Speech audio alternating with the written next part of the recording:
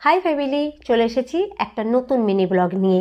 আজকে আমরা সবাই মিলে ফিরে যাব গুয়াহাটি। আমাদের ট্রেন আছে সেই সন্ধ্যে 6টায়। তো তার আগে কি করা যায়, সবাই মিলে চলে এলাম অগ্নিগড় দেখতে। আমি অবশ্য এর আগে অগ্নিগড় দেখেছি, কিন্তু দাদা বৌদি এই প্রথম এলো তেজপুর। তো ভাবলাম আবার কবে আসবে তার ঠিক নেই, তো আজকেই কিছু জায়গা দেখিয়ে দিই। যেমন অগ্নিগড়, গণেশ ঘাট, তারপরে চিত্রলেখা উদ্যান, অনেক কটা জায়গায় নিয়ে গিয়েছি। তো আজকে তোমাদের সঙ্গে অগ্নিগড়টাই শেয়ার করছি। অগ্নিগড়ের কিন্তু একটা পৌরাণিক কাহিনী আছে, সেটা শেয়ার করব। তার আগে দেখো, এখানে বৌদি অগ্নিগড়ে পৌঁছেই দোলনায় দুলতে শুরু করেছে। দোলনা দেখলে না কিছু কিছু মেয়ে মনে হয় এখনও বাচ্চা হয়ে যায়, যেমন আমি। দোলনা দেখলে আমার চড়তে ইচ্ছে করে। আর এই অগ্নিগড় থেকে না ব্রহ্মপুত্র নদটা খুব ভালো করে দেখা যায়। তো সেই নদটাই তোমাদের সঙ্গে শেয়ার করব। তো চলে এসছি অগ্নিগড় পিকে। আর দেখো এত সুন্দর লাগছে এই জায়গাটা, মানে কি বলবো। আর এই দেখো, ওই হচ্ছে ব্রহ্মপুত্র নদ। আর একটা দূরে তোমরা ব্রিজ দেখতে পাচ্ছ কিনা জানি না, আমি যতটা সম্ভব দেখানোর চেষ্টা করেছি। ওটা হচ্ছে কলিয়া ভোমরা ব্রিজ। তো এবার গল্পটা বলি। কৃষ্ণের নাতি অনিরুদ্ধর সঙ্গে রাজা বানাসুরের কন্যা উষার একটা পৌরাণিক প্রেম কাহিনী আছে। সেটাই এই অগ্নিগড়ে মানে দেখানো হয়েছে।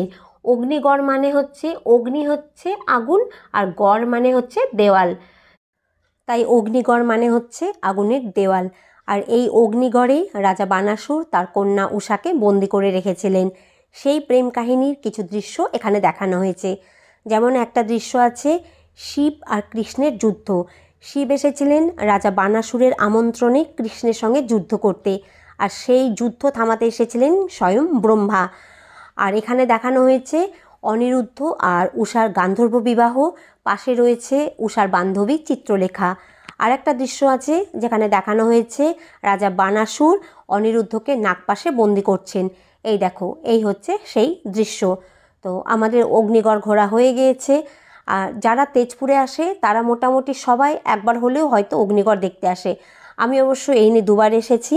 তো আমার সত্যি জায়গাটা খুব ভালো লাগে। চারিদিকে পাহাড়, নিরিবিলি শান্ত পরিবেশ, সত্যি খুব ভালো লাগে। অগ্নিগড় থেকে বেরিয়ে আমরা যাব গণেশ ঘাট দেখতে। গণেশ ঘাটটাও সত্যি খুব সুন্দর, আগামী কোনো ব্লগে তোমাদের সঙ্গে শেয়ার করব।